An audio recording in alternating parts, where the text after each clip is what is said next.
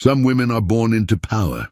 Others build it with their bare hands while the world sleeps. Linda Cottrell belonged to the second kind, the dangerous kind, the kind that moved mountains while everyone assumed she was simply rearranging furniture. The penthouse office sat silent in the hours before dawn, floor-to-ceiling windows, revealing a city that sparkled like scattered diamonds against black velvet. Linda stood before those windows, phone pressed to her ear, her voice calm as still water, while she dismantled a competitor's hostile takeover attempt with 3 carefully chosen sentences. The man on the other end stammered his agreement, unaware that the quiet-spoken woman who'd just saved his company was the same person his team had dismissed during their board meeting. She ended the call and set the phone beside a framed photograph showing a different version of herself. In that picture, she wore a simple dress and a smile that reached her eyes,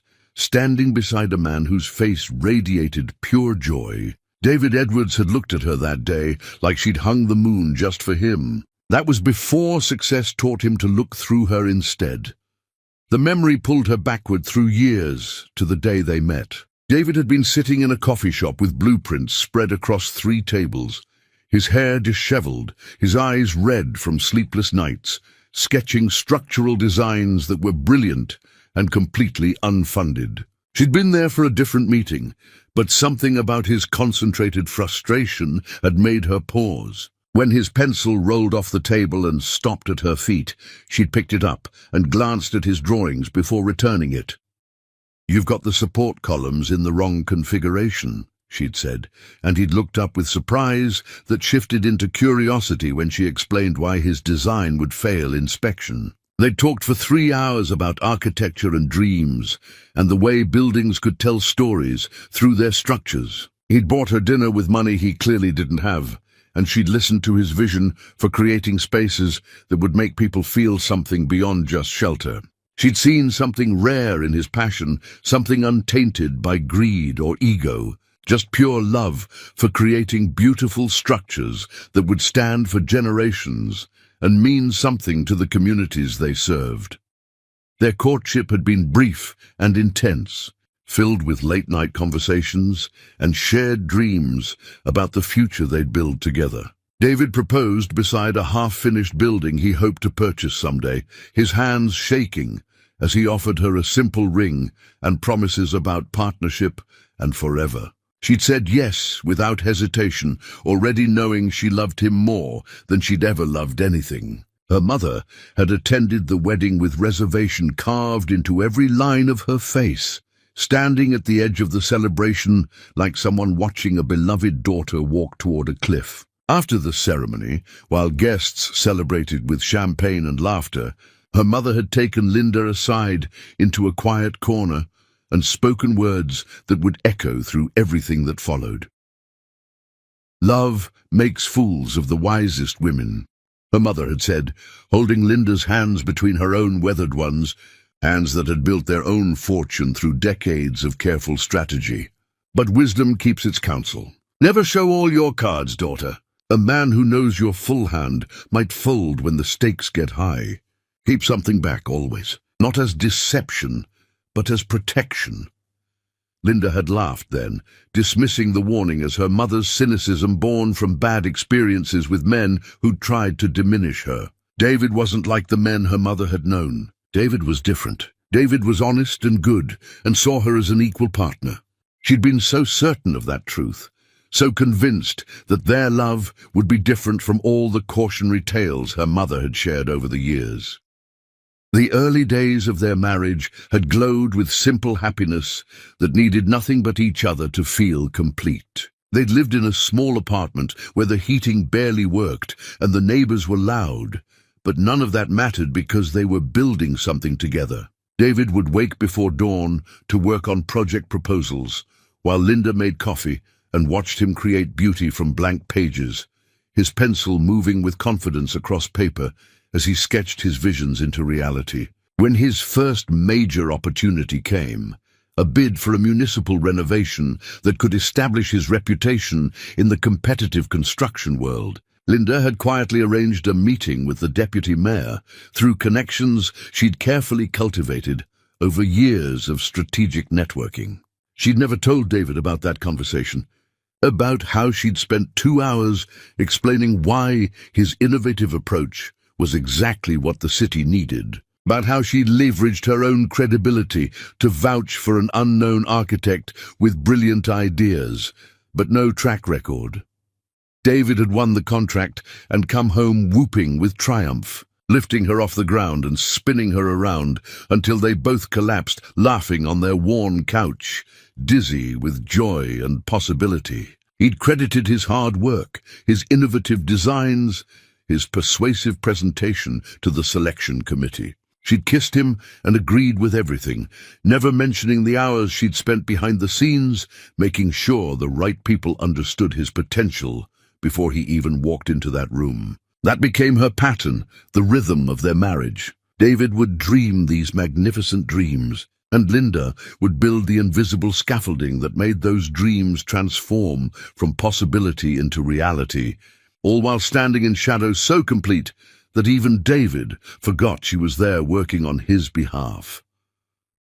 Greg Farley had warned her about this approach during one of their quarterly meetings, back when they'd been running her holdings through offshore structures and shell companies that kept her name invisible from public records. "You're building him an empire and signing it with his name," Greg had said, concern evident in every syllable, his brow furrowed with worry for his oldest friend. What happens when he believes he's the empire? What happens when he forgets that the foundation was built by someone else? Linda had smiled and changed the subject, believing that love meant sacrifice, that marriage meant supporting your partner's confidence even if it required eroding your own visibility. She'd been managing wealth and property that would have placed her among the most powerful individuals in the city, controlling investments and holdings that generated more wealth than David could comprehend. Yet she'd chosen to be known simply as David Edwards' wife, the quiet woman who stood beside him at events and smiled pleasantly when people forgot to learn her name or ask about her own work.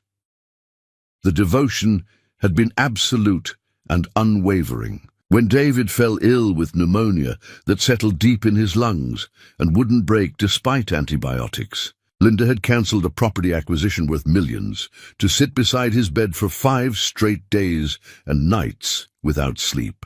She'd held his hand through fevers that made him delirious and calling out for his mother, had fed him soup when he was too weak to lift the spoon. He had read to him from architectural magazines when he was coherent enough to listen and find comfort in familiar topics. Greg had called repeatedly about time-sensitive decisions that required her immediate attention, but Linda had silenced her phone and chosen her husband's comfort over every business opportunity, over every deal that couldn't wait, because David needed her, and that was all that mattered in those frightening days.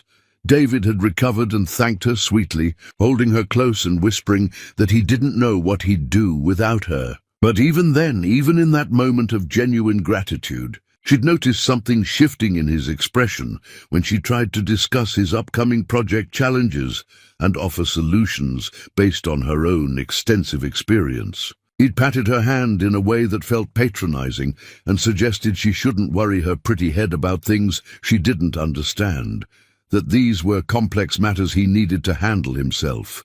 Though the dismissal had stung like a paper cut, sharp and unexpected, she told herself he was still recovering, still finding his strength, still shaken from being so ill and vulnerable. But the dismissals continued and grew more frequent.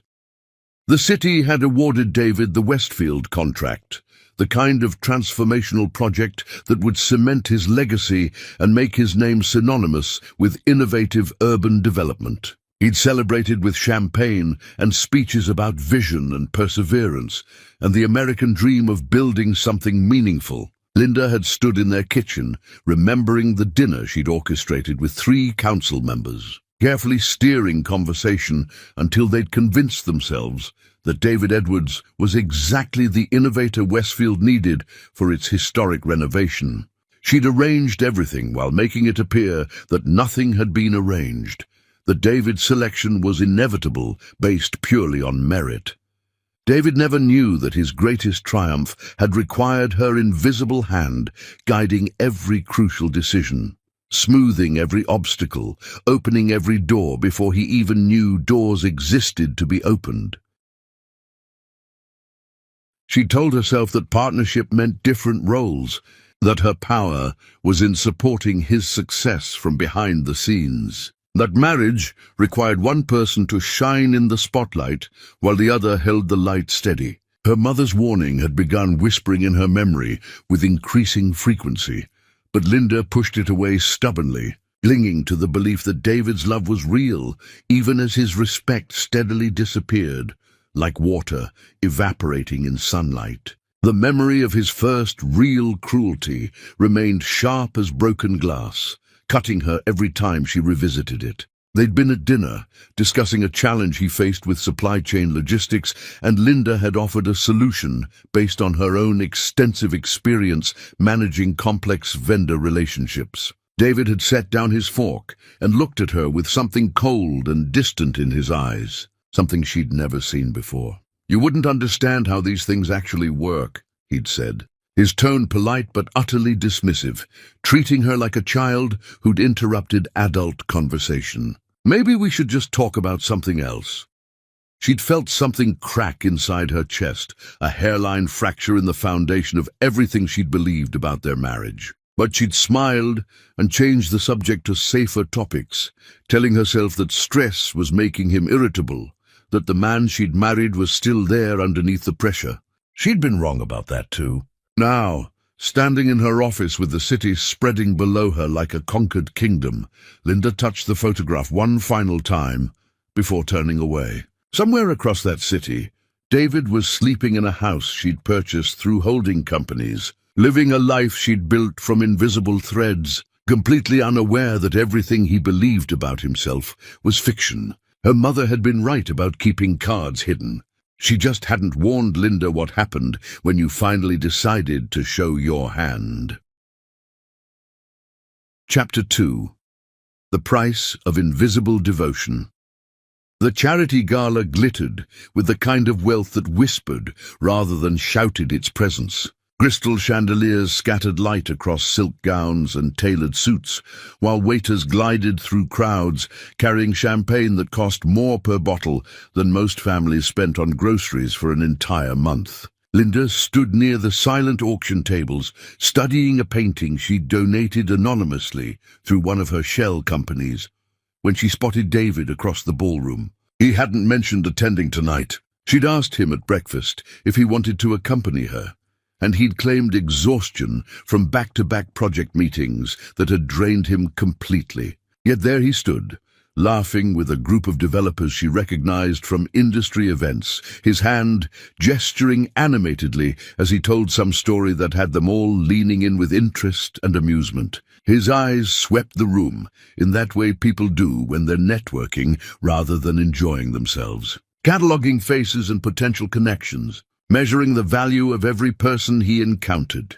When his gaze passed over her, it continued without pause, as if she were part of the furniture or perhaps a waiter carrying a tray he didn't currently need. Linda felt the impact of his non-recognition like a physical blow to her chest. She'd chosen her dress carefully tonight, a deep emerald that her mother had always said made her skin glow and brought out the warmth in her eyes. She'd styled her hair the way David once claimed took his breath away, swept up with small tendrils framing her face.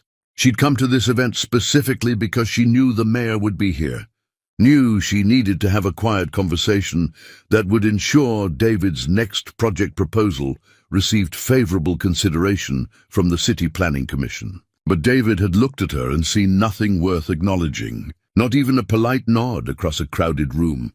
She watched him network for another hour, observing the way he commanded attention with the confidence she'd helped build through years of strategic support behind every success. When their paths finally crossed near the bar, where people gathered to refresh their drinks, she'd smiled and touched his arm gently.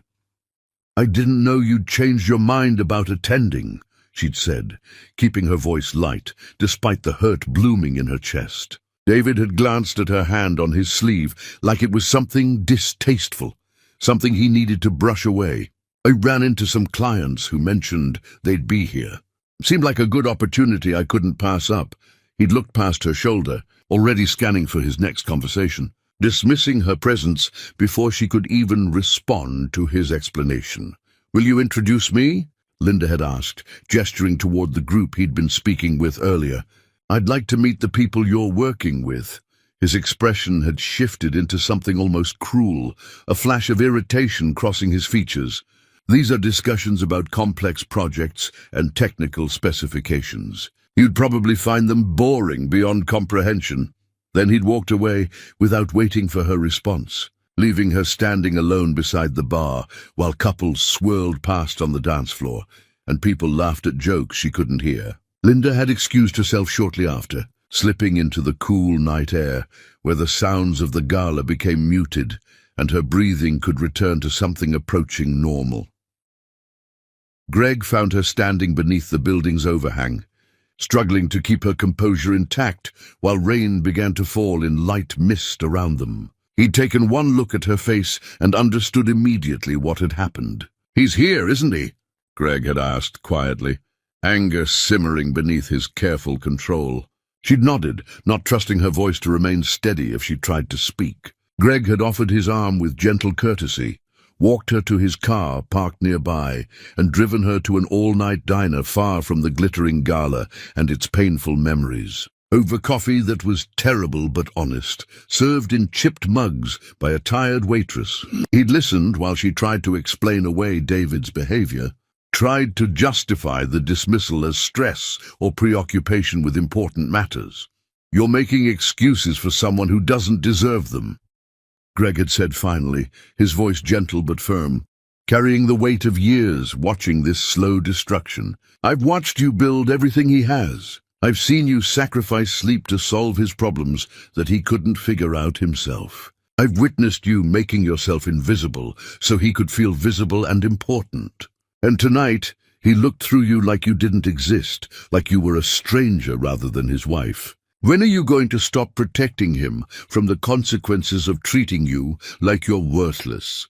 Linda had stirred sugar into her coffee slowly, watching the crystals dissolve into darkness, transforming bitter liquid into something more palatable. "He's under tremendous pressure right now," she'd said, believing her own words even as they rang hollow. "Success changes people temporarily. The man I married is still there underneath all this. Is he—" Greg had reached across the chipped formica table and covered her hand with his touch warm and steady. "Or is this who he's always been, and you just kept making allowances until the allowances became your entire existence?" She'd had no answer for that question, so they'd sat in silence while the diner's neon sign buzzed overhead with electrical persistence and truck drivers came and went through the night, living lives that seemed simpler than hers, despite their own hardships. The pattern had continued deteriorating like a building slowly crumbling from foundation rot. David's greatest crisis arrived when his concrete supplier was exposed for using substandard materials in multiple projects, a scandal that threatened to destroy his flagship Westfield project before construction even began properly. The revelation could have ended his career, destroyed his reputation, left him liable for damages that would bankrupt him completely. Linda had spent 3 sleepless nights working her network with focused intensity, calling in favors from connections David didn't know she had, arranging for premium materials to be delivered at cost from suppliers who owed her for past assistance that had saved their own enterprises. She'd orchestrated a solution so seamless that David believed it was his own negotiating skills and professional relationships that had saved the project from disaster. He'd come home triumphant after resolving the crisis, opened expensive wine she'd stocked in their cellar for special occasions, and toasted his own brilliance with colleagues he'd invited over to celebrate. Linda had raised her glass and smiled while her mother's voice echoed in her memory, asking what she'd expected from a man who'd never had to acknowledge the hands that lifted him higher every day. Her mother called during those difficult days, some instinct telling her that Linda needed guidance and support. They'd met for lunch at a restaurant Linda's company owned, though her mother didn't know that detail about the property holdings in her daughter's portfolio. Over soup and sandwiches served at a corner table with privacy, her mother had studied Linda's face with the kind of perception that only comes from surviving similar storms decades earlier. "You've got that look," her mother had said with certainty. "The look of a woman convincing herself that giving everything means she'll eventually receive something back in return." "He's a good man underneath all this," Linda had insisted, needing to believe her own words. "He's just lost his way temporarily with all the success and pressure." Her mother had set down her spoon with deliberate care, choosing her next words carefully. "Darling, I taught you to be strong. I showed you how to build empires while men slept. But I forgot to teach you that some people will mistake your strength for a resource to be exploited rather than a gift to be treasured and honored. A man who forgets where his crown came from will eventually convince himself he was born wearing it, that he deserves it by right rather than through someone else's grace." The words had settled into Linda's bones with uncomfortable accuracy, but she'd changed the subject to lighter topics, unwilling to admit that her marriage might be dying while she still believed in resurrection and redemption. David had started bringing colleagues home without warning, expecting Linda to produce meals and hospitality on demand, regardless of her own schedule or plans. She'd become skilled at creating elaborate dinners from whatever was available in their pantry and refrigerator, at playing hostess while being treated like staff hired for the evening. One evening, 8 people arrived with David without any advance notice, and Linda had transformed their kitchen into a catering operation, producing courses that would have impressed restaurant critics with their presentation and complexity. She'd served wine with perfect pairings, ensured everyone's comfort with attentive care, and when she'd tried to join the conversation about the development project she'd secretly funded through 3 shell companies and dummy corporations, David had looked at her with barely concealed irritation. "Sweetheart, maybe you'd be more comfortable checking on dessert in the kitchen?"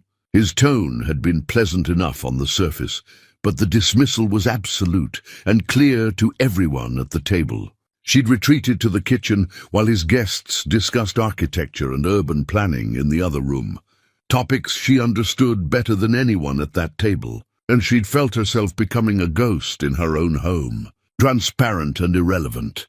Later, after everyone left and the house was quiet again, she tried to talk to David about basic respect, about partnership, about remembering that they were supposed to be a team building a life together. He'd accused her of being dramatic and needy, claimed he was exhausted from entertaining and didn't need her making problems out of nothing when he was already stressed. Linda had gone to bed alone that night, lying in darkness, while David stayed up reviewing plans in his office, the glow of his desk lamp visible under the closed door. She'd pulled out their wedding album from the nightstand drawer, opening it to the page where they'd exchanged vows in front of family and friends. The photographer had captured the moment when David looked at her during the ceremony, his expression full of wonder and promise and genuine love that she'd believed would last forever. Linda had traced his face in that photograph with gentle fingers, searching for any remnant of the man who'd gazed at her with such reverence on that beautiful day. She'd fallen asleep with the album open across her chest, and when David finally came to bed in the early hours before dawn, he hadn't noticed it lying there between them, another invisible thing in the growing collection of everything he'd stopped seeing about the woman who'd built his world. Chapter 3. The Slow Poison of Disregard. David's mother arrived like winter arriving early and unwelcome, cold and impossible to refuse without causing family conflict. She'd called from the driveway one afternoon, announcing that her residence needed extensive repairs that would take months to complete, and she'd be staying in their guest house temporarily until the work was finished. The repairs she mentioned never seemed to begin, and temporary stretched into permanence, while she settled into their property like a conqueror claiming new territory she intended to rule. From her first morning on the property, she treated Linda with the kind of casual contempt that people reserve for those they consider beneath them by birth and breeding. Linda had prepared breakfast that first week with extra care, setting the table with their best china, making fresh pastries from scratch, and elaborate fruit arrangements. Because David had mentioned his mother preferred elaborate morning meals that demonstrated proper hospitality, the woman had appeared in designer clothes that cost more than most people's monthly rent, surveyed the carefully prepared table with narrowed eyes, and delivered her verdict with cutting precision. "I suppose this is what passes for hospitality in some households," she'd said, picking at a pastry before setting it aside with visible distaste.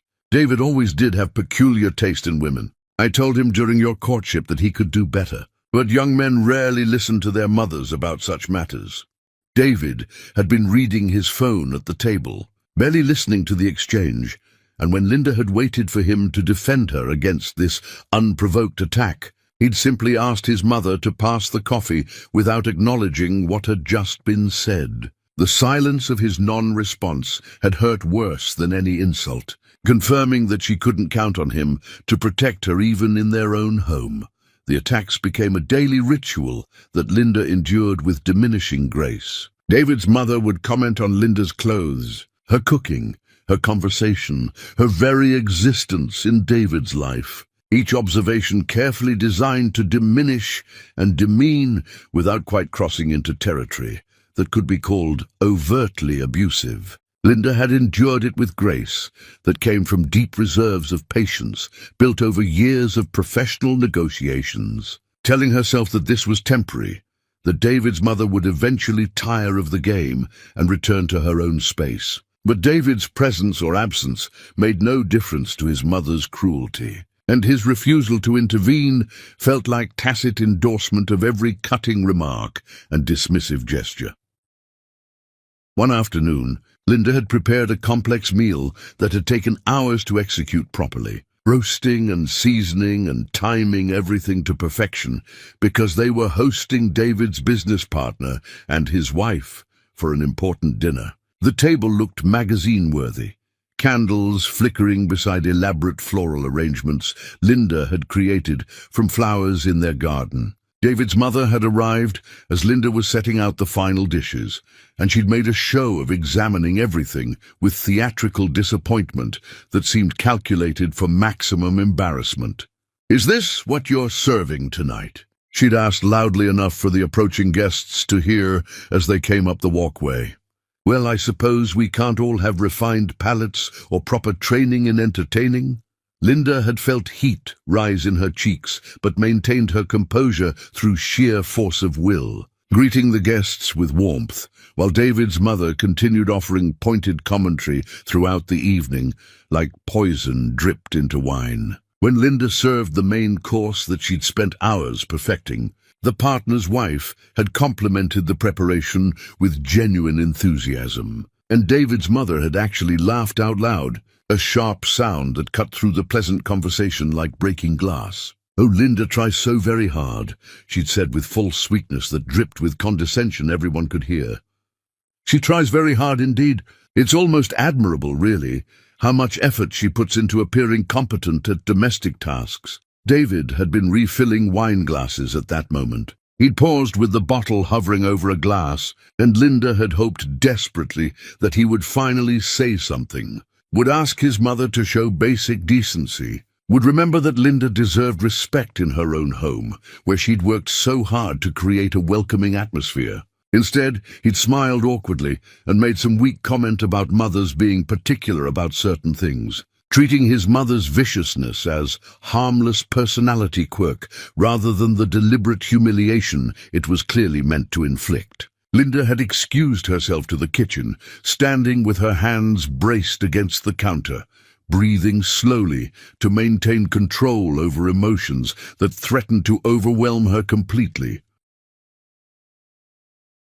Greg had stopped by earlier to drop off papers she'd needed to sign regarding a property acquisition, and she'd stashed them in the kitchen desk drawer for later review. Now she pulled them out with shaking hands, looking at documents representing deals worth more money than everyone at that dinner table would earn in their collective lifetimes combined. The contrast between who she actually was and how she allowed herself to be treated had never felt more grotesque or painful. She'd returned to the dinner after composing herself, served dessert with practiced grace, smiled through more of David's mother's barbs that came steadily like water torture, and played the role of gracious hostess while feeling herself erode from the inside out like a cliff face slowly crumbling into the sea. After the guests finally left and the house was quiet, she'd started cleaning up the remnants of the evening, and David's mother had cornered her in the dining room with deliberate intent. "You realize you're an embarrassment to him, don't you?"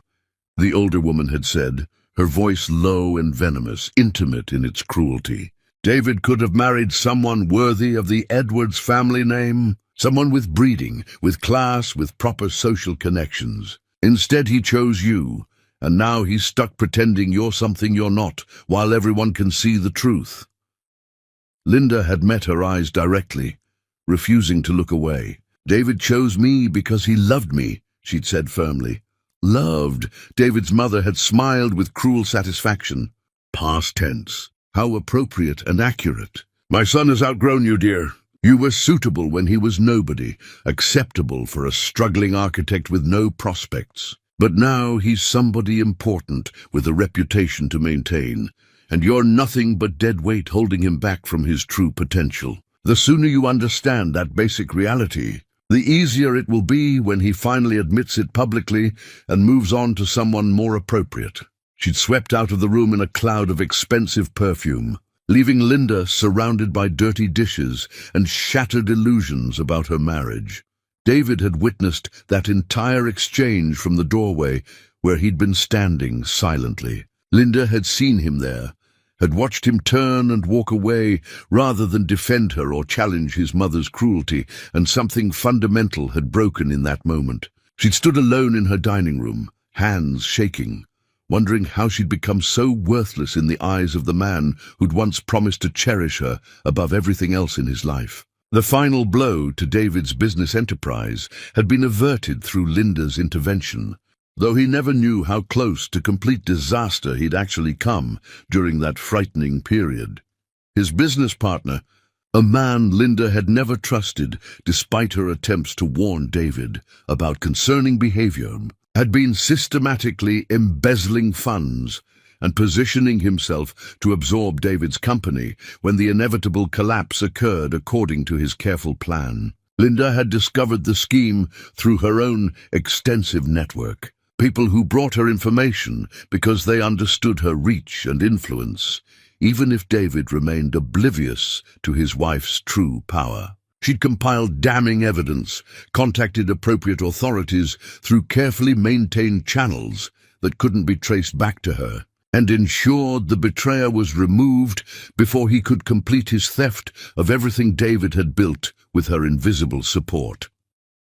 David had found the evidence in his office one morning, appearing mysteriously overnight like a gift from guardian angels, and he'd convinced himself that his own instincts had led him to investigate suspicious activity. He'd told Linda about the narrow escape over dinner, his tone suggesting she couldn't possibly grasp the complexity of what had almost happened to his business. She'd nodded and asked questions she already knew the answers to, letting him believe his own mythology while knowing she'd saved him from destruction.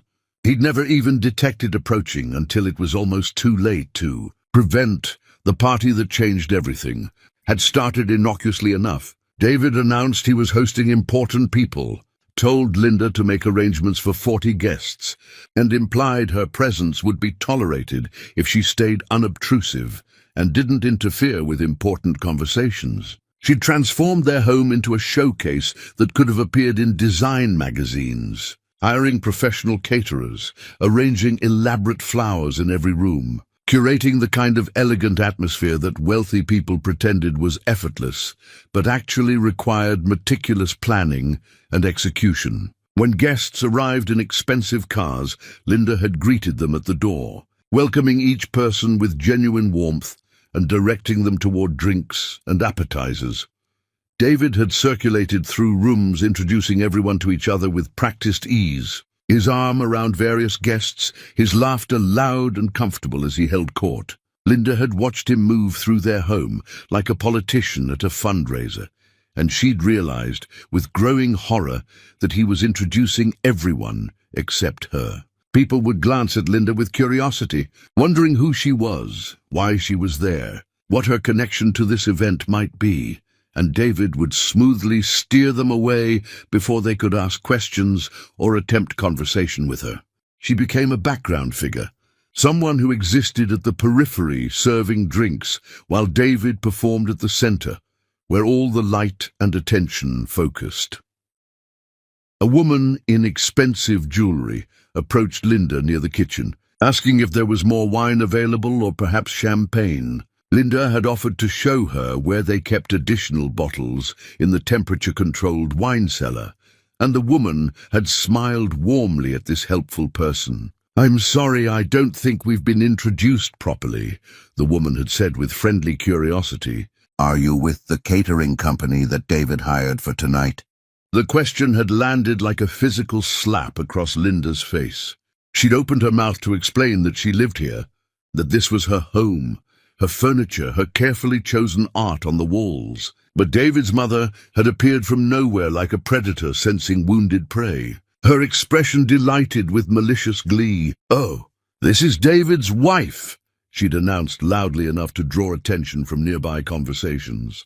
"Though I can certainly understand the confusion. She does tend to blend into the woodwork rather effectively, doesn't she? One barely notices her presence in a room." The woman had looked mortified, apologizing profusely for the mistake, but the damage was done and spreading. Other guests had turned to look, and Linda had seen herself through their eyes. Invisible, irrelevant, someone even her own husband forgot to mention or introduce to people in their home. She'd fled to the garden where the party noise became muted beneath the sound of wind through trees and her own racing heartbeat. Greg had found her there, sitting on a bench with her arms wrapped around herself against the cool evening air, struggling to breathe normally. He'd removed his jacket and draped it over her shoulders with tender care, then sat beside her in silence for a long moment before speaking words she'd been both dreading and needing to hear. "Come with me," he'd said quietly but firmly. "Right now. Walk away from this and never look back. You don't owe him anything else." "I can't abandon my marriage because of one bad party," Linda had whispered, still clinging to hope. "This isn't about one party." Greg's voice had carried a weight of accumulated grief from years of watching her suffer. "I've watched you disappear piece by piece, like an artist's drawing being slowly erased. I've seen you sacrifice everything to prop up a man who treats you like you're nothing. I've stood by, respecting your choice to love him. But Linda, there's nothing left of you to love him with. He's taken it all and given you nothing but contempt in return." She'd turned to him, seeing the anguish in his face, understanding that his pain came from watching her destroy herself for someone who didn't deserve such sacrifice. "He's lost his way," she'd insisted. "But he's still the man I married underneath all this success and pressure."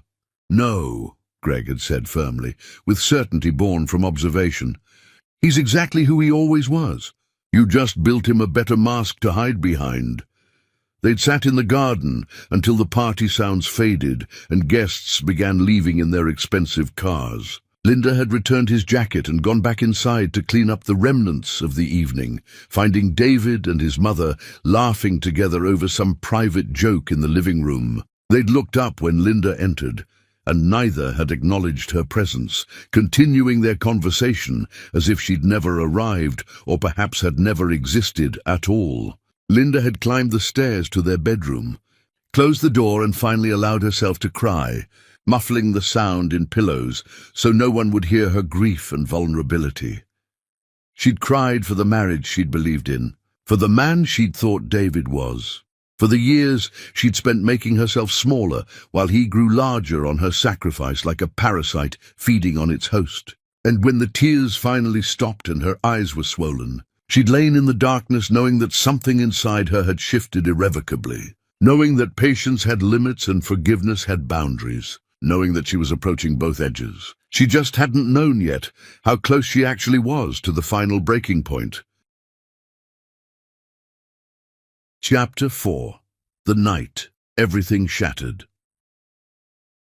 Winter descended with the kind of cold that penetrated bone and made breathing painful, transforming the city into something harsh and unforgiving, where warmth felt like a distant memory. Inside their home, Linda had been preparing dinner when David called to say he was bringing people over, his tone making clear that this wasn't a request for permission, but a statement of fact she was expected to accommodate. She'd moved efficiently through the kitchen, creating something presentable from what was available in their well-stocked pantry. No longer surprised by the lack of consideration, but feeling its weight nonetheless, like stones accumulating in her chest. The guests arrived in clusters, tracking cold air and entitled assumptions through rooms Linda had spent the day cleaning, until everything sparkled with magazine-perfect precision. She recognized some faces from previous gatherings, people who'd looked through her before and would again tonight, as if she were transparent glass. David held court in the living room, his voice carrying that particular timbre of someone performing confidence for an audience, and Linda moved between kitchen and dining area, ensuring everyone had what they needed while staying peripheral to the actual gathering like a satellite orbiting a planet. David's mother materialized beside Linda as she was arranging glasses on a serving tray, her presence announced by expensive perfume that probably cost more than Linda's dress and the particular energy of someone preparing to inflict maximum damage. The older woman had been especially vicious lately, as if sensing that her window for cruelty might be closing and determined to maximize every remaining opportunity to wound. "You know what I find absolutely fascinating?" David's mother had said, not bothering to lower her voice despite guests in the next room. "How some women convince themselves that hanging around long enough equals belonging. It's quite pathetic when you think about it rationally." Linda had continued her work, refusing to take the bait this time, but David's mother wasn't finished with her performance. She'd followed Linda into the kitchen, cornering her near the sink, where escape required pushing past her, physically blocking the exit. "David tells me you've been emotional lately." She'd continued with false concern, coating real malice. "Needy, clingy, all those tiresome things that drive men away from wives who don't understand their place. Honestly, dear, you should have more pride than to cling to someone who's clearly finished with you and simply hasn't found the courage to say it directly." Something in Linda's expression must have shown through her careful control, because David's mother had smiled with genuine pleasure at landing a blow that drew visible blood. Linda had set down the dish she'd been holding with deliberate care, turned to face the woman fully, and spoken with quiet intensity that barely contained years of accumulated rage. "You need to leave this kitchen, now." "Excuse me?" David's mother's voice had risen with theatrical outrage, perfectly performed. "How dare you speak to me like that in my son's house?" "This is my house," Linda had said, each word precise and sharp. "And I'm asking you to leave this room immediately."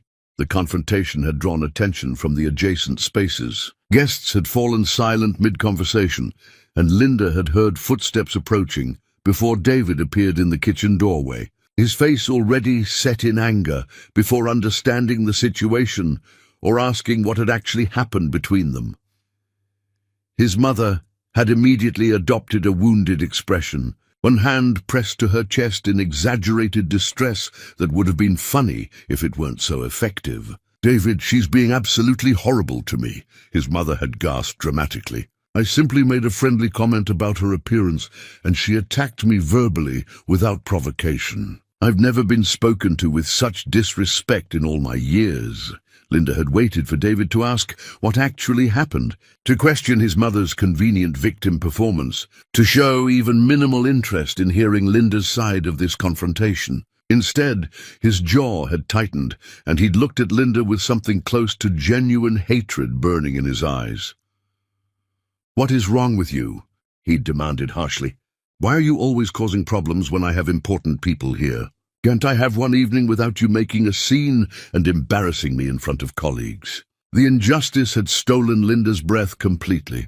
She tried to explain, to tell him that his mother had been deliberately cruel for weeks, but David had cut her off with a slashing gesture like he was swatting away an annoying insect. "I don't want to hear excuses," he'd said, his voice cold and final. "You're embarrassing me in front of my guests. This is completely unacceptable behavior." Linda had looked past him to where people clustered in the doorway, their faces showing varying degrees of discomfort and fascination, with the domestic drama unfolding before them like reality television. She'd felt humiliation rise like bile in her throat, but underneath it was something harder and sharper, something that had been building through months of systematic diminishment and erasure. "I'd like to speak with you privately," she'd said, keeping her voice level despite the tremor beneath that threatened to break through her control. David's expression had shifted into something ugly and frightening, something she'd never seen before in all their years together. He'd grabbed her arm hard, his fingers digging in hard enough to leave marks that would bruise purple, and dragged her toward their bedroom while his mother's delighted laughter followed them down the hallway like a soundtrack to Linda's humiliation. Behind closed doors, David had exploded with rage that seemed to have been waiting for permission to emerge from wherever he'd been keeping it bottled. "Who do you think you are?" he'd shouted, his face twisted with anger. "You think you can disrespect my mother in my house in front of my colleagues? You think you're important enough to make demands and set boundaries?" Linda had tried to defend herself, to explain that she'd simply asked for basic respect and decent treatment, but David hadn't been interested in hearing anything she had to say. His anger had escalated rapidly, fed by some internal fury that seemed disproportionate to the situation, and Linda had recognized with sudden, chilling clarity that this wasn't really about the kitchen confrontation at all. This was about accumulated resentment, about some part of David that had grown to genuinely despise her for reasons that had nothing to do with anything she'd actually done wrong. "You've given me nothing," he'd spat with venom. "You contribute nothing to this household or my success. You understand nothing about the pressure I'm under, the things I'm trying to accomplish in this competitive world. You're just dead weight, Linda, a burden I'm tired of carrying around." Each accusation had landed like a physical blow to her stomach, made worse by the knowledge that she'd built absolutely everything he was claiming as his own achievement through hard work. She'd started to tell him the truth, to explain who she actually was and what she'd done for him every single day, but the words died in her throat before they could form. What was the point? He'd never believe her, or worse, he'd believe her and resent her even more for making him feel small and dependent. What happened next occurred with nightmarish speed that left her mind struggling to process events. David had grabbed her blouse, and she'd heard fabric tear before fully understanding what was happening to her. He'd pushed her toward the bedroom door roughly, yanked it open, and shoved her into the hallway, where his guests still stood frozen, their eyes wide with shock at what they were witnessing. David's mother had positioned herself near the front door, as if anticipating what would come next in this performance, her face alight with vicious satisfaction that she'd been waiting to display. David had dragged Linda to the entrance, thrown open the door to the freezing night beyond, and pushed her out onto the street with enough force that she'd stumbled before catching her balance on the icy sidewalk. The cold had hit her like a wall of solid ice, biting through her torn clothes with teeth, stealing her breath completely. She turned back toward the house, toward the warm light spilling from the doorway, and seen David's mother standing there with triumph carved into every line of her face. "Look at you," the older woman had sneered with satisfaction, her voice carrying clearly through the winter air. "Let's see if any beggar will even want to pick you up off the street. You were never worth our family name or my son's time." Linda had stood there on the frozen street, her clothes torn, her body beginning to shake from cold and shock, surrounded by the kind of complete humiliation that should have broken her spirit entirely. But she didn't cry. Instead, something clicked into place inside her, some final piece of understanding that shifted everything in her perception. She'd reached into her pocket with fingers already going numb from cold, pulled out her phone, and made a single call with steady hands. Greg had answered on the first ring, his voice immediately alert despite the late hour. Linda had spoken 2 words, calm and steady and absolutely certain of what she needed. "I need you." She'd ended the call and stood there in the cold, waiting patiently. David and his mother remained in the doorway, their expressions showing confusion now, as if they'd expected her to beg or cry or collapse in despair. Instead, Linda had straightened her spine despite the cold, lifted her chin with dignity, and waited with the patience of someone who knew exactly what was coming. The sound of engines rumbling through the quiet neighborhood had started distant and grown progressively closer, and Linda had felt something like peace settle over her as headlights appeared at the corner, moving toward her in perfect military formation. Chapter 5. The Queen reveals her crown.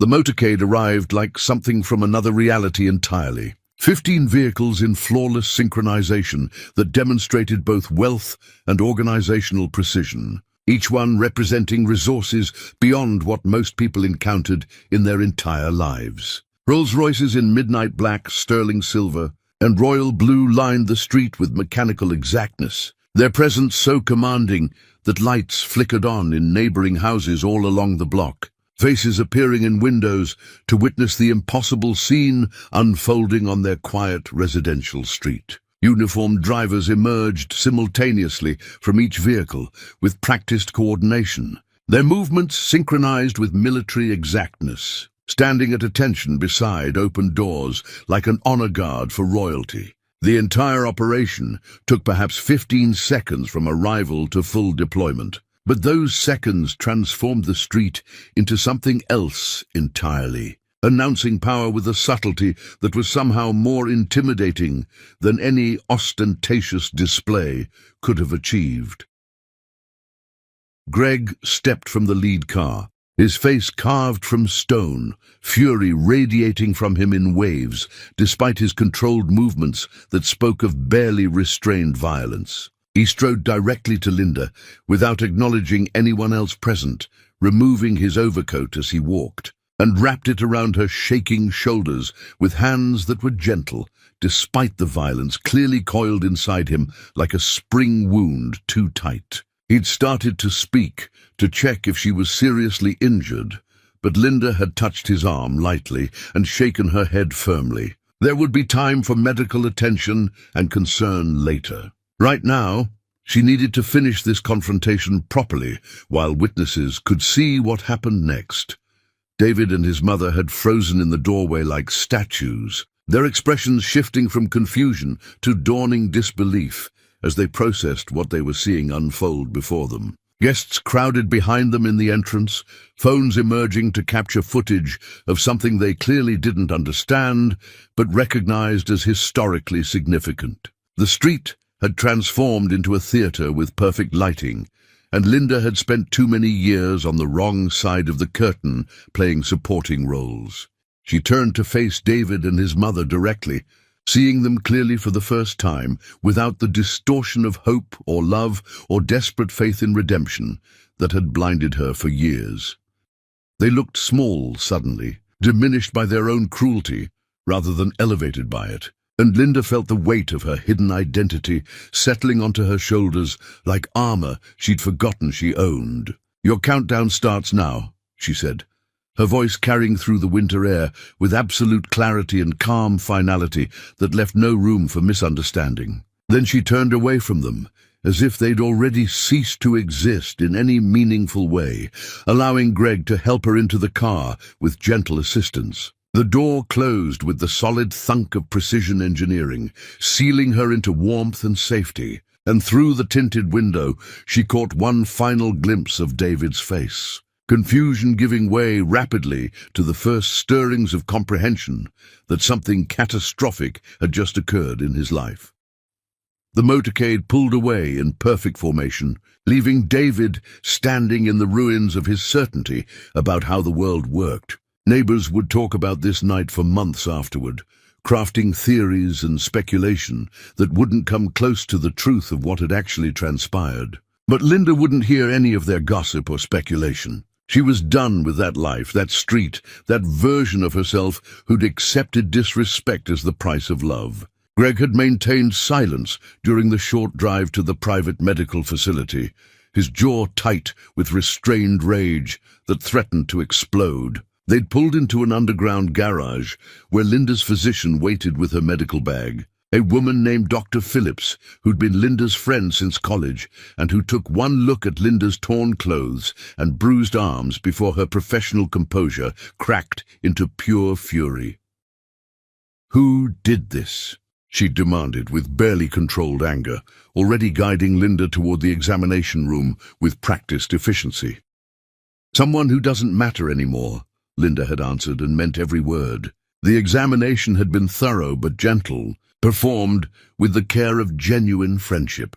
Dr. Phillips had documented bruises with careful photography, noting locations and severity with the precision of someone preparing evidence, even if Linda didn't think she'd need it for legal purposes. Afterward, wrapped in soft clothes that had appeared from somewhere in the facility's supply closet, Linda had emerged to find Greg on his phone, his voice clipped and efficient, as he issued instructions to people whose entire careers involved following his directions without question. When he'd ended the call, he'd looked at Linda with something between admiration and profound sorrow. "How far do you want to take this?" Linda had considered the question carefully while sipping tea that someone had prepared exactly how she liked it, with honey instead of sugar and a hint of mint. She thought about mercy, about proportional response, about being the bigger person and taking the high road. Then she'd thought about standing in the freezing street while David's mother laughed at her humiliation, about David's hands tearing her clothes with deliberate violence, about years of systematic erasure. "Everything," she'd said simply but with absolute conviction. "I want everything he has." Greg had nodded once, unsurprised by her decision, and made more calls while Linda watched the city lights through the facility's windows like stars scattered across darkness. When he was finished with the initial arrangements, they'd driven to her penthouse office, the space she'd maintained but rarely visited, while playing the role of David's invisible wife and supporter.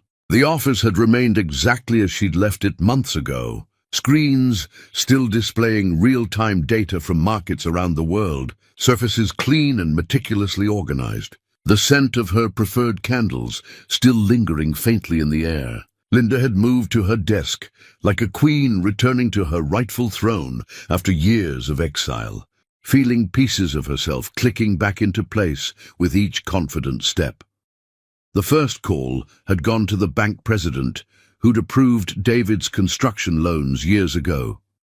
The man owed Linda favors that could never truly be repaid, and his voice had been warm with pleasure at hearing from her until she'd explained what she needed from him tonight. Then his tone had shifted into something grimmer, more determined. "Consider it done," he'd said without hesitation. "The accounts will be frozen by morning, pending investigation into financial irregularities that require thorough examination." "Make it look legitimate," Linda had instructed carefully. "I don't want this traced back to personal vendetta or revenge. Just thorough examination of his documentation and fund management practices." The second call had been to the project manager on the Westfield development, a man who'd been on Linda's payroll for years. Through shell companies he probably thought were legitimate investors with normal business interests.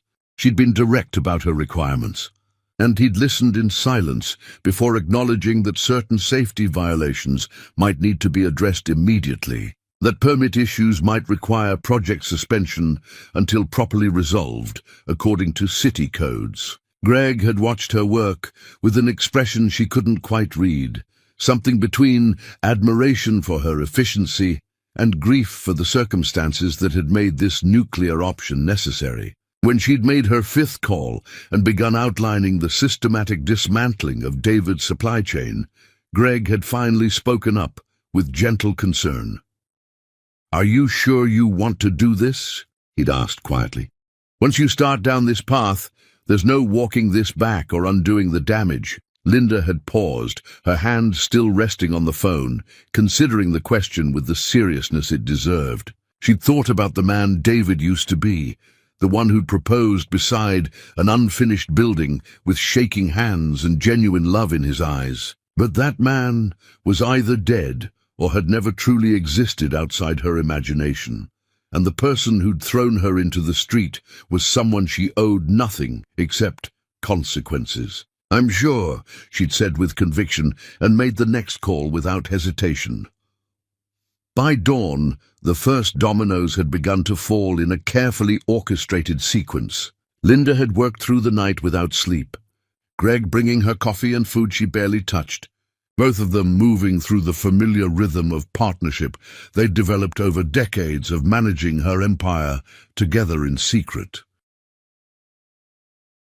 The sun rose over a city that belonged to Linda in ways David had never understood or even suspected, painting the skyline in shades of gold and amber that felt like victory and grief, mixed together in complicated emotions. Linda had stood at her windows watching that sunrise, feeling exhausted and powerful and heartbroken all at once, a strange combination of contradictory feelings. Greg had joined her at the window, standing close enough that their shoulders touched, offering silent support without unnecessary words. "I never wanted this," Linda had said quietly into the dawn. "I genuinely loved him with everything I had. I would have been happy being his partner forever if he'd just seen me as human and treated me with basic respect." "I know," Greg had replied with understanding, "and that's why what's coming won't feel like victory or triumph. But you'll survive it. And eventually you'll be glad you chose yourself over continuing that abuse." Linda had nodded, hoping he was right, knowing that survival was sometimes the best you could hope for when love died violently and publicly. She turned away from the sunrise and back to her desk, where work waited and destruction needed careful orchestration, and she'd accepted that there was no going back to the woman who'd stood shivering on that street. That version of Linda was gone, burned away by betrayal and cold winter air, and what remained was something David should have feared all along. Chapter 6. The Empire Crumbles. David woke to the sound of his phone exploding with notifications, each ping and buzz carrying news of another catastrophe unfolding in real time. His first coherent thought was confusion, disorientation about why panic was flooding through his contacts before the sun had fully risen to illuminate the disaster. His second thought was Linda, a stab of guilt he quickly suppressed by telling himself she'd deserved what happened, that she'd been disrespectful and needed to learn her proper place in his life. The third thought never fully formed, because the first phone call shattered whatever defensive narrative he'd been constructing about last night's events. His accountant's voice had been nearly hysterical, explaining that all company accounts had been frozen overnight, that federal investigators were examining irregularities in financial documentation, that nothing made sense because the records had been absolutely perfect just yesterday afternoon. David had dressed in a daze, his mind refusing to process the magnitude of what he was hearing from multiple sources. The Westfield project, his masterpiece, his legacy that would define his career, had been shut down by city inspectors citing permit violations and safety concerns that hadn't existed during the multiple inspections already passed by the same department. Contractors were walking off the site claiming unpaid invoices for work completed, but David had paid every bill on time through proper channels. He was absolutely certain of that, except somehow the money had vanished into accounts he'd never authorized or even known existed. His business partner arrived at the house before noon, wild-eyed and furious beyond reason, demanding explanations David couldn't provide because he had none himself. Together, they'd tried calling their primary investor, only to discover the line had been disconnected completely. Secondary contacts weren't returning messages or answering emails. Lawyers were suddenly unavailable when David desperately needed legal advice. It was as if every connection David had carefully cultivated over years of networking had simultaneously dissolved overnight like sugar in hot water. His mother had watched the chaos unfold with growing terror, her earlier triumph completely evaporated and replaced by dawning comprehension. She'd tried calling her own connections, people she'd known for decades, but conversations ended abruptly with flimsy excuses, doors closed with polite but firm finality, and the social network she'd relied upon seemed to have collectively decided she no longer existed in their world. "This is Linda's doing somehow," she'd announced, her voice shrill with panic. "She's somehow orchestrating this destruction." David had wanted to dismiss that as paranoid nonsense, wanted to insist that Linda was nobody with no power to affect anything in the real world. But doubt had begun creeping into his certainty like water seeping through cracks. The timing was too perfect, the destruction too comprehensive, too precisely targeted at everything he'd built with such care. He'd tried calling Linda's phone repeatedly, but the number was disconnected entirely. He'd driven to the small apartment where he'd assumed she might have gone to stay with family members. But nobody there had seen her or had any idea where she'd gone after last night. Mutual friends suddenly couldn't meet with him, claiming busy schedules with expressions that suggested they knew something he didn't about what was happening. The world David thought he understood was revealing itself to be built on foundations he'd never actually examined properly. The devastation continued with relentless precision throughout the day. His largest client, a resort development company that represented nearly half his projected revenue for the year, cancelled their contract without warning. No explanation beyond vague references to restructuring and strategic realignment. But David had spoken to their CEO just days ago, and everything had been enthusiastic optimism about their partnership. Something had changed dramatically. Someone had made a very persuasive call, and David was beginning to understand that the someone might have been Linda somehow. His business partner, emboldened by the chaos and sensing opportunity, had chosen this moment to challenge David publicly in front of remaining staff. During a tense meeting in the conference room, the man had stood up and delivered an accusation that hit like a knife between David's ribs. "You've been riding on luck and other people's work all along," he'd said, his voice carrying to everyone assembled. "Every major success you've claimed came too easily. Doors opened too perfectly. And now that whatever was propping you up is gone, we're seeing what you actually are without that support. Nothing but an empty suit." The accusation had sparked something in David's memory, connections beginning to form that he didn't want to acknowledge or examine closely. He'd thought about Linda, sitting quietly in corners while he celebrated victories and took credit. Linda, who'd always been there in the background like wallpaper. Linda, who'd somehow always known how to solve problems he couldn't figure out himself. He'd pushed those uncomfortable thoughts away, unwilling to admit that his success might have been anything other than his own genius and hard work. Greg appeared at David's office late one afternoon, walking past security who'd mysteriously allowed him through without announcement or clearance. He'd stood in the doorway of David's increasingly empty workspace, his expression carrying pure disgust, and delivered his message with cold precision.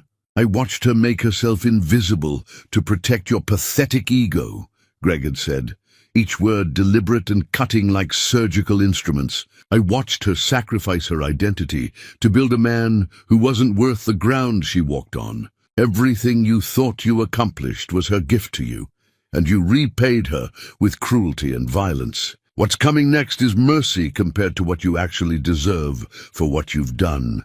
David had tried to respond, to defend himself, to demand explanations and answers. But Greg had already turned and left, leaving David alone with implications that were becoming impossible to ignore or rationalize away.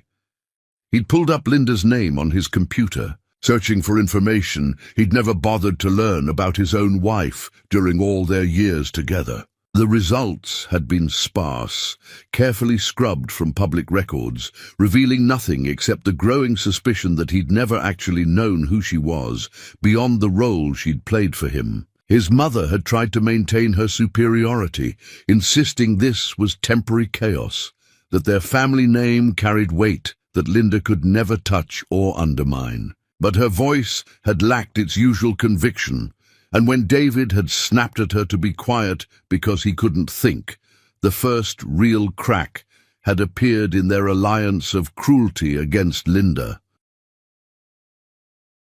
Alone in his office as moving boxes accumulated and staff members quietly sought employment elsewhere, David had found an old folder of photographs from his early career stored in a desk drawer. Pictures of completed projects, of ribbon cuttings and ceremonies where he'd been congratulated for innovative solutions and praised by city officials. In the background of several photos, nearly invisible if you weren't looking carefully, stood Linda, watching him with an expression he'd never noticed before in real time. Pride mixed with something sadder, something that suggested she'd known even then that he'd never acknowledge her role or give her credit. He'd traced her face in those photographs with shaking fingers, seeing her properly for the first time, understanding too late that every success he'd celebrated had been built on her invisible labor and connections. Every victory had been her gift wrapped in his name, and he'd thrown her away like garbage because he'd been too small and insecure to see how large she actually was. The bank had scheduled a meeting to discuss asset seizure and foreclosure proceedings. His house, the one where he'd thrown Linda into the street like trash, would be foreclosed within weeks. The company bearing his name would dissolve under the weight of investigations and cancelled contracts. And David sat among the ruins of everything he'd thought was his through merit, finally beginning to understand that none of it had ever really belonged to him at all. He'd been borrowing Linda's power without knowing it, living on credit he'd never earned, and now she'd taken it back with interest, leaving him to discover exactly how far he could fall without her hands holding him up every single day. Chapter 7.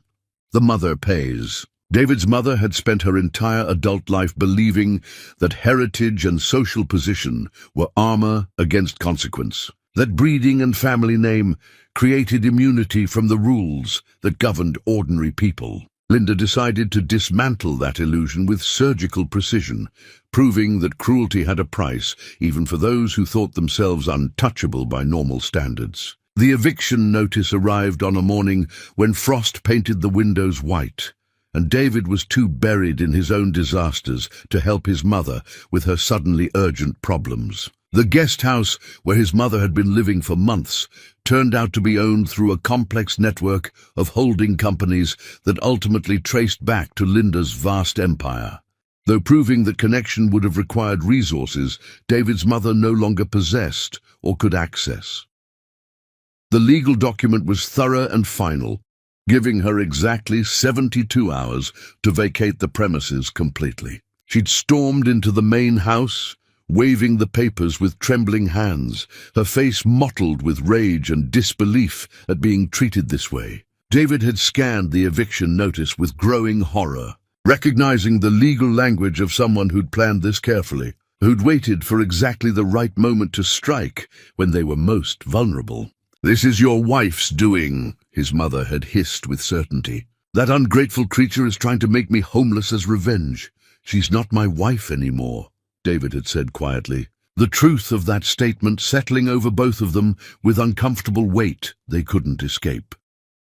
By the time his mother returned to the guest house to gather her belongings, she'd found everything already packed by a professional moving service, boxes stacked with meticulous care on the lawn for neighbors to see. Her keys no longer worked in any of the locks that had been changed overnight. Security personnel she didn't recognize stood guard, ensuring she took only what belonged to her and nothing more from the property. The humiliation had been absolute and public, neighbors watching from windows with undisguised curiosity, as David's mother loaded her life into a rental truck she could barely afford on her rapidly dwindling resources. But Linda hadn't stopped there with just the eviction. The country club where David's mother had spent decades judging other women and cultivating her reputation as someone important received an unexpected windfall, an anonymous donation so substantial that the board couldn't refuse it without looking foolish. The donation came with one specific condition, delivered through lawyers who made clear that certain members were no longer welcome on the premises. David's mother's lifetime membership was revoked with cold efficiency that left no room for appeal or negotiation. She discovered the cancellation when she'd arrived for her regular bridge game, dressed in designer clothes that now represented most of her remaining assets. Ready to hold court among women she'd considered her social inferiors for years. The club manager had intercepted her at the entrance with an expression of rehearsed sympathy that barely concealed his satisfaction.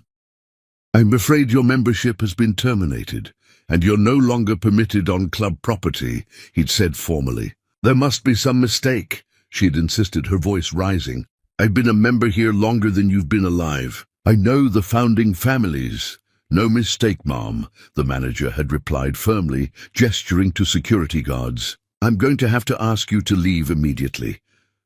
The walk through the parking lot, escorted by uniformed guards while former friends watched from windows, had been the longest journey of her life. David's mother had sat in her car afterward, shaking with rage and humiliation, understanding for the first time what Linda must have felt standing in that winter street while people laughed at her pain and vulnerability. The charity boards followed next in rapid succession. Each organization that had given David's mother a platform for her self-importance received similar anonymous contributions, substantial enough to make demands and conditions. One by one, she found herself removed from positions she'd held for years. Phone calls going unreturned, invitations mysteriously lost. The entire social infrastructure she'd built crumbling faster than her son's construction empire. Her friends stopped calling without explanation. Lunch invitations dried up completely. The women she'd spent decades looking down on suddenly had no time for her company, and the isolation was crushing in its completeness. She'd tried attending her regular haunts, the restaurants and cafes where she'd been recognized and fawned over by staff, but found herself seated in back corners, service slow and indifferent. Her importance evaporated overnight like morning dew. David had tried to manage his mother's psychological breakdown while his own world continued its spectacular collapse. But the stress fractured their relationship beyond any possibility of repair. She'd blamed him for everything, for marrying Linda in the first place, for not controlling his wife better, for bringing this destruction upon their family through his poor choices. Her accusations had been shrill and relentless, wearing away at David's already fragile composure like water eroding stone. "You were supposed to be somebody important," she'd screamed during one particularly vicious argument. "I raised you to be important, to matter in this world. And instead, you married some nobody who's destroyed everything I worked for." She wasn't nobody. David had shouted back, the truth finally breaking through his denial. "That's the problem, Mother. She was never nobody, and we were too stupid and cruel to see it until too late." His mother had stared at him with complete incomprehension, unable to accept that the woman she'd mocked might actually be the most powerful person any of them had ever encountered in their privileged lives. She'd retreated to the tiny apartment she'd been forced to rent in a neighborhood far from her previous standards, a space so far below her expectations that every moment inside it felt like punishment for sins committed. Greg had found her there one afternoon, having tracked her down through means she couldn't begin to understand or trace. He'd knocked politely on her door, and when she'd opened it to find him standing there in clothes that cost more than her monthly rent, her first instinct had been to slam the door in his face. But something in his expression had frozen her in place with fear. "Linda forbade me from completely destroying you," Greg had said, his voice quiet but carrying absolute authority. "She said you weren't worth the energy, that leaving you with the scraps of your former life was sufficient consequence. I argued against that mercy, but Linda is better than the people who hurt her so deliberately. David's mother had opened her mouth to deliver some cutting remark, some attempt to reclaim her dignity and superiority, but Greg had continued speaking before she could form words. "If you ever speak her name again, if you ever try to contact her or spread lies about her, that mercy ends immediately," he'd said with chilling certainty. "And you'll discover there are worse things than losing your club membership and your social standing. Do you understand me perfectly?" She'd understood with crystalline clarity, the threat clear enough that she'd simply nodded, watching Greg walk away and leave her standing in the doorway of her diminished life. Later, alone in her apartment, surrounded by belongings that no longer fit the cramped space, David's mother had looked at photographs from better days, seeing herself smiling at parties and events that felt like they'd happened to someone else in another lifetime. She'd called David that evening, her voice small and broken by defeat. "I'm sorry," she'd whispered, "for all of it, for everything we did to her." But apologies couldn't rebuild what had been destroyed, and David had hung up without responding, leaving his mother alone, with the consequences of a lifetime of cruelty finally coming home to roost in her twilight years. In her penthouse office, Linda had received Greg's report about his visit to David's mother, and she'd felt absolutely nothing. No satisfaction, no vindication. Just a hollow acknowledgement that some people never learned kindness until they experienced its absence. She'd moved on to other work, other concerns, letting David's mother fade into the irrelevance where she belonged. Chapter 8. The Revelation and the Refusal. David's investigation into his own collapse had led him down paths he'd never known existed in his comfortable world. A banker mentioned offshore accounts Linda managed with expertise. A lawyer referenced the property holdings she'd assembled across multiple cities. A contractor spoke casually about anonymous investment groups that everyone in the industry knew were fronted by the same brilliant woman operating behind carefully constructed corporate veils. Each conversation was a puzzle piece that David assembled with growing horror, constructing an image of someone he'd shared a bed with for years, but had never actually seen or known. The full revelation came when David finally cornered Greg outside a restaurant, desperate enough to wait in the cold for 3 hours until the man emerged from a dinner meeting. Greg had looked at him with such pure contempt that David had actually stepped backward instinctively, but desperation had pushed him forward again despite his fear.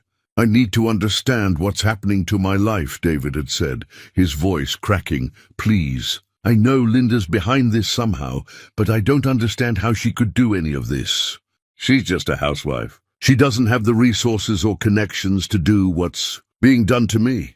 Greg had studied him in silence for a long moment that felt eternal before, pulling out his phone and making a call that consisted mostly of listening. When he'd ended it, he gestured toward a car idling at the curb with its engine running. "Get in," he'd said flatly. "It's time you learned who your wife actually was." The drive had been silent and tense, David's anxiety building with each passing block through the city. They'd pulled into an underground garage beneath a tower David recognized as one of the city's most prestigious buildings, where only the wealthy maintained offices. The elevator had required a key card Greg produced from his wallet, taking them to the top floor where the doors opened onto an office that stole David's breath completely. Floor-to-ceiling windows revealed the city spread below like a conquered kingdom, awaiting orders. Multiple screens displayed real-time data from markets around the globe, tracking movements of wealth that David couldn't begin to comprehend. The space radiated power and success so complete that David felt himself shrinking, just standing there, breathing the air. And in the center of it all sat Linda's desk, her name engraved on a crystal plaque that reflected light like ice catching fire. Greg had walked David through the office in complete silence, letting the evidence speak for itself without commentary. Files on projects Linda had funded with her personal wealth. Contracts bearing her signatures through various corporate entities. Photographs of properties she owned across the city, the state, the entire country. an empire built in shadow. The scope of her holdings was so vast that David's brain struggled to process the magnitude of what he was seeing displayed on walls and screens. "She built all this while married to me," David had whispered in disbelief. "Oh," Greg had corrected coldly. "She built most of this before she ever met you. She was already one of the most powerful people in this city when you were sketching buildings in coffee shops. Every success you've celebrated, every contract you've won, every door that opened for you was Linda's gift. She loved you enough to hide herself so you could feel important and strong." The truth had hit David like a physical blow to his chest. His legs had given out, and he'd sat heavily on the polished floor, surrounded by evidence of his own willful blindness. Every victory he'd attributed to his own skill had been orchestrated by a woman he'd treated like she was nothing worth noticing. Every time he'd dismissed her, every time he'd told her she didn't understand complex matters. He'd been speaking to someone who understood everything better than he ever could hope to in 10 lifetimes. "Why didn't she tell me the truth?" David had asked, his voice barely audible. "Because she loved you," Greg had said, each word sharp as a blade cutting flesh. "Because she wanted you to feel strong instead of eclipsed. Because she believed marriage meant partnership, not competition. Because she was better than you deserved." David had struggled to his feet, his mind reeling with implications that were reconstructing his entire history and identity. "I need to see her. I need to apologize for everything." "She doesn't want to see you," Greg had replied flatly. "She's made that abundantly clear through me." "Please," David had begged, shame finally overriding pride. "I know I destroyed everything. I know I don't deserve forgiveness. But I need her to know that I understand now. I need to tell her I'm sorry." Greg had looked at him with something almost like pity. "You can try. She won't see you, but you can try."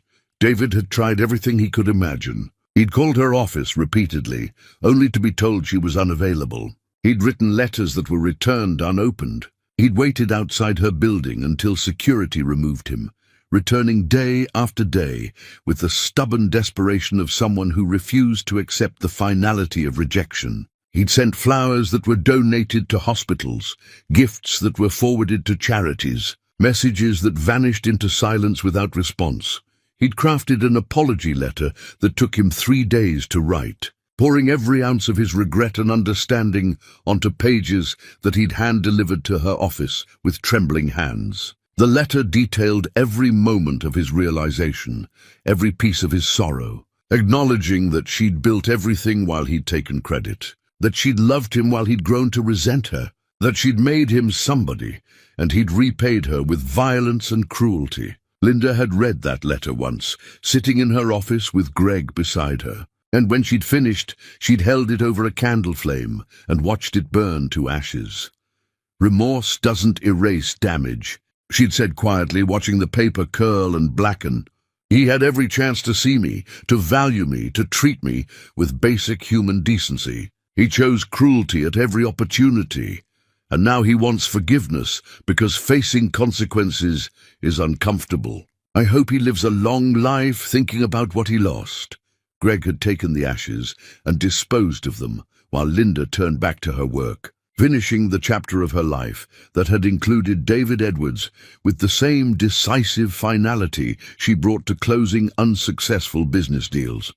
Meanwhile, Linda had been healing in ways she hadn't known she needed after so many years of damage. Greg's presence in her daily life had shifted from business partner to something deeper, and she'd allowed the development naturally without forcing or rushing, simply letting trust rebuild at its own organic pace. They'd worked together during the days, managing her empire with genuine partnership where both voices mattered.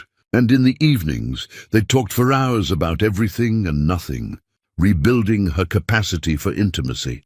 One evening, Greg had taken her to the university where they'd first met, decades ago, when they'd both been young and certain about futures that hadn't materialized the way they'd expected. They'd sat on the steps where they'd studied together countless nights, and Greg had spoken with the kind of vulnerability that took real courage to display. "I fell in love with you the day you argued with Professor Bennett about wealth distribution," he'd said, his voice soft. You were on fire, brilliant and passionate, and you won the debate so completely that even Bennett had to concede your points gracefully. I thought you were the most extraordinary person I'd ever met. That was over 20 years ago, Linda had replied, surprised by the confession. I know, Greg had said. I watched you marry David, and I thought you were making a mistake, but I respected your choice. I stayed close because being near you in any capacity was better than being apart. I watched him diminish you, and I said nothing because you'd chosen him, and I had to honor that. But Linda, you were always extraordinary. You didn't need him to be complete. You were already everything. Linda had cried then, not from pain, but from the relief of being truly seen after so many years of invisibility. Greg had held her while she wept, offering comfort that asked for nothing in return. And Linda had felt something inside her begin to heal, pieces of herself knitting back together, stronger than before. She'd filed for divorce, with papers that arrived at David's temporary apartment like a final verdict. He'd signed them without contest, because he knew he had no grounds to refuse, knew that any attempt to fight would only reveal more of his failures. The legal dissolution of their marriage had been quick and cold, erasing years with the stroke of a pen. David had tried one final time to reach her, showing up at her office building in pouring rain, kneeling on the sidewalk, begging security cameras he hoped she was watching to give him just 5 minutes to speak his piece. Linda had seen the footage, had watched him break down in public, and felt nothing but a distant sadness for the man he could have been if he'd chosen differently at every turn. She'd asked security to escort him away and ensure he didn't return to her building. Then she'd turned to Greg and asked if he wanted to have dinner somewhere they'd never been, somewhere that held no memories of the life she'd left behind. He'd smiled with understanding and offered his arm, and they'd left the building together while David was still pleading with security in the rain, his voice carrying words Linda would never hear or care to remember. Chapter 9. The fall complete. David's company filed for bankruptcy on a morning when the sun refused to shine, clouds hanging low and heavy, like the weight pressing on his chest, making it hard to breathe. The once thriving construction firm that had borne his name dissolved under accumulated failures, unpaid debts, and investigations that revealed structures built on foundations that had never been his own work. The lawyers handling the dissolution had been efficient and cold, explaining that his reputation was so thoroughly destroyed that even starting over would be nearly impossible in this industry where word traveled fast. Employment prospects had evaporated completely overnight. David had applied for positions at smaller firms, willing to work as a basic contractor if it meant salvaging some fragment of his career and identity, but his name carried too much contamination. People remembered the collapsed projects, the investigations, the scandal of accounts that had somehow hemorrhaged money overnight into accounts nobody could trace properly. Nobody wanted to risk association with someone who'd fallen so far so fast from such heights. The house where he'd thrown Linda into the winter cold was foreclosed with the same mechanical precision that had characterized her systematic revenge. Moving trucks had arrived to remove his possessions, and David had supervised the packing with numb detachment, watching his life compressed into cardboard boxes that felt increasingly meaningless as symbols of a life that no longer existed. Furniture that had seemed important now looked like props from a play he'd stopped performing for an audience that had departed. His mother had refused his calls for weeks, blaming him entirely for their mutual destruction. When she'd finally answered, her voice had been bitter and defeated by circumstances. "You ruined my life by marrying poorly and failing to control your wife," she'd accused him. The accusation had been so detached from reality that David had laughed, a harsh sound that held no humor or joy. "She was never the problem, Mother," he'd said. "We were. We took someone extraordinary and treated her like garbage because we were too small to recognize what we had." His mother had hung up without another word, and they hadn't spoken since that final conversation. The relationship that had once bonded them in cruelty against Linda now fractured. under the weight of consequences neither had anticipated or prepared for properly. David moved into a small apartment in a neighborhood far from the luxury he'd taken for granted, carrying boxes of possessions that represented the remnants of his former life. The isolation was complete and absolute. Friends had abandoned him, colleagues had distanced themselves professionally, and the social circles where he'd once moved effortlessly now closed ranks against him like a fortress with raised drawbridge. David found himself alone in ways he'd never experienced during his comfortable life, understanding for the first time what Linda must have felt, watching him dismiss her repeatedly while people she'd helped looked through her as if she were invisible furniture. He'd gotten a job, finally, a position managing small renovation projects for a firm that hired him more out of pity than belief in his abilities or character. The work was honest but humbling, and David approached it with the kind of meticulous care he'd never shown when success came easily without effort. He'd learned, too late to matter, that achievement meant nothing if you destroyed the people who made it possible through their invisible support. Meanwhile, Linda's life had expanded in directions she'd forgotten were available to her after years of constraint.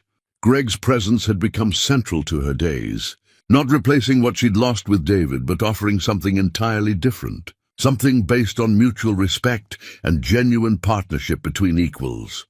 They'd worked together seamlessly, managing her empire with combined expertise that created results neither could achieve alone. And in the evenings, they'd discovered that decades of friendship had built foundations for something deeper and more meaningful. Greg had taken her to concerts Linda loved, but David had dismissed as boring and pretentious. They'd visited galleries where Linda could spend hours analyzing art without anyone sighing impatiently behind her checking their watch. They'd traveled to places Linda had wanted to explore, and Greg had been genuinely interested in her thoughts and perspectives rather than treating her opinions as background noise to be tolerated.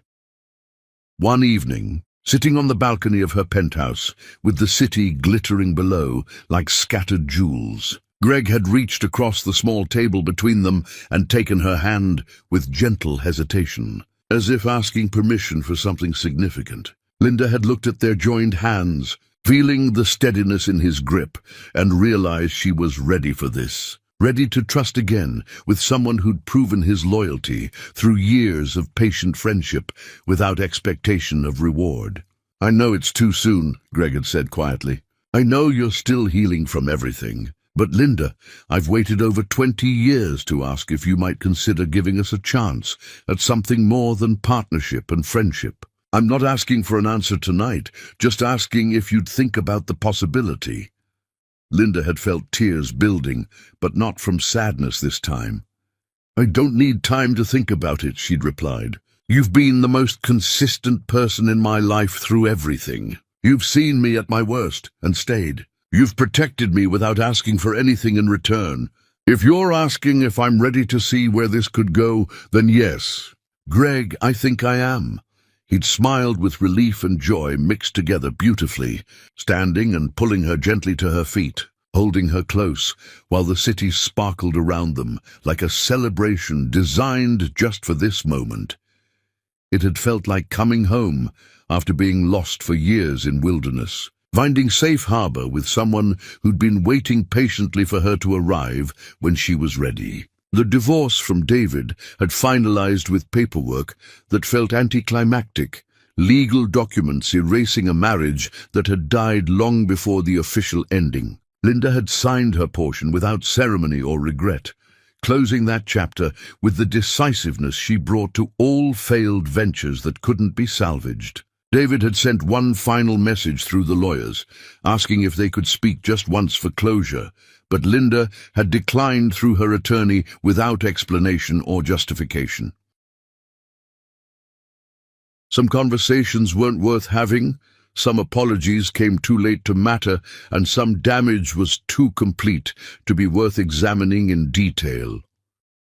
David would have to live with what he'd done, carry that weight for the rest of his life like chains, and Linda refused to make his guilt her problem to solve or manage. David had received the final divorce papers alone in his small apartment, surrounded by boxes he hadn't bothered to unpack because the space felt temporary, even though it was probably permanent. He'd held the document proving his marriage was overseeing Linda's signature beside his own, and understood that this was the last connection between them that would ever exist in any form. He'd thought about writing her one more letter, trying again to express the magnitude of his regret and understanding. But what was the point of more words? Words couldn't reconstruct what he'd demolished through years of systematic cruelty and neglect. Apologies couldn't resurrect the woman who'd loved him before he'd killed that love through his deliberate actions and violence. He was left with nothing but the crushing weight of understanding exactly what he'd lost, and knowing that no amount of remorse could bring it back or change what he'd done. In his tiny apartment, surrounded by the wreckage of his former life, David had pulled out old photographs from better days when hope still existed. Pictures of Linda smiling with genuine happiness, images of them together when love had been real and hope hadn't yet died under the weight of his cruelty. He'd traced her face in those photographs with shaking fingers, seeing too late the light in her eyes that had slowly dimmed under his treatment, seeing the exact moment when she'd stopped looking at him with love and started looking through him with nothing at all. He'd cried for the first time since childhood, alone, where nobody could witness his breakdown and judge his weakness, grieving not just for what he'd lost, but for who he'd become. For the man who'd taken something precious and destroyed it through casual cruelty and willful blindness to what he had. And when the tears finally stopped and left his face swollen, he'd carefully put the photographs away in a drawer, because looking at them hurt too much and changed nothing about his reality anyway. Chapter 10. The Woman Who Built Herself. Z2, garden overlooking the ocean, had been chosen specifically for its natural beauty and sense of intimacy, away from crowds. No grand ballroom, no spectacle for strangers to gawk at, just a small gathering of people who genuinely loved Linda and Greg, watching as they committed to building something together based on mutual respect.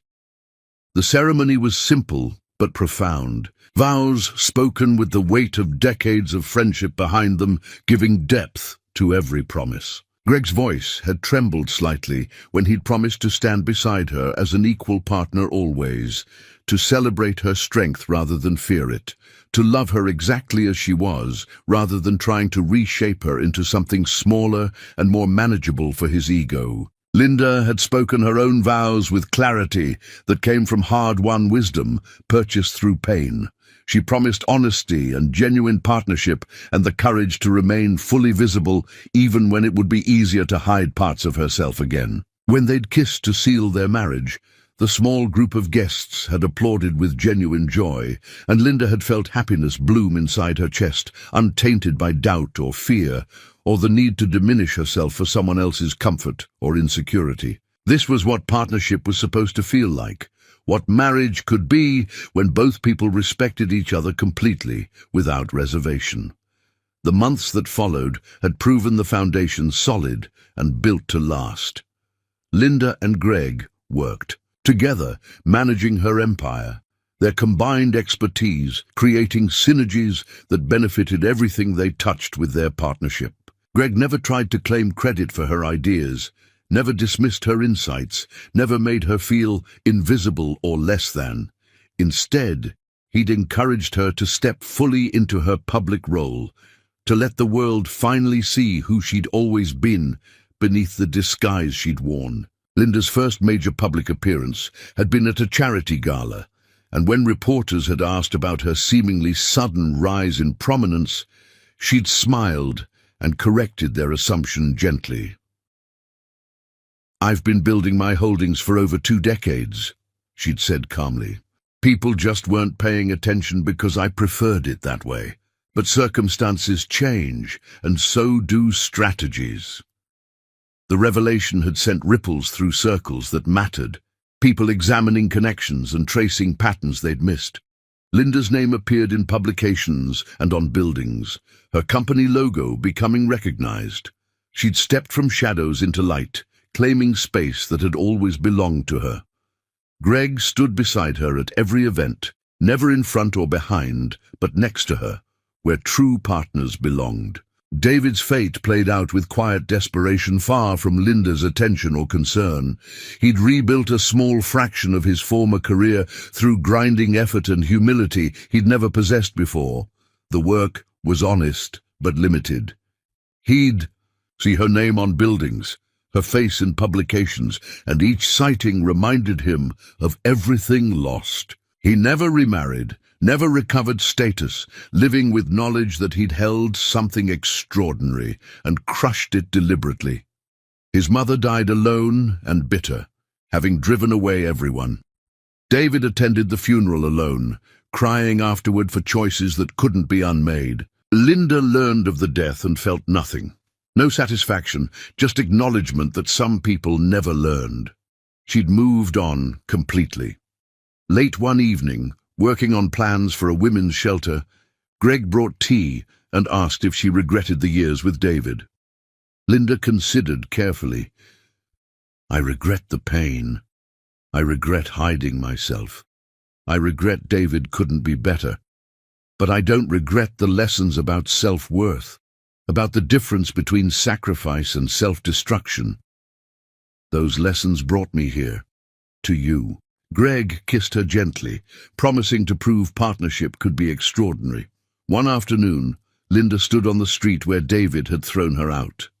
The house had become a resource center for women rebuilding lives.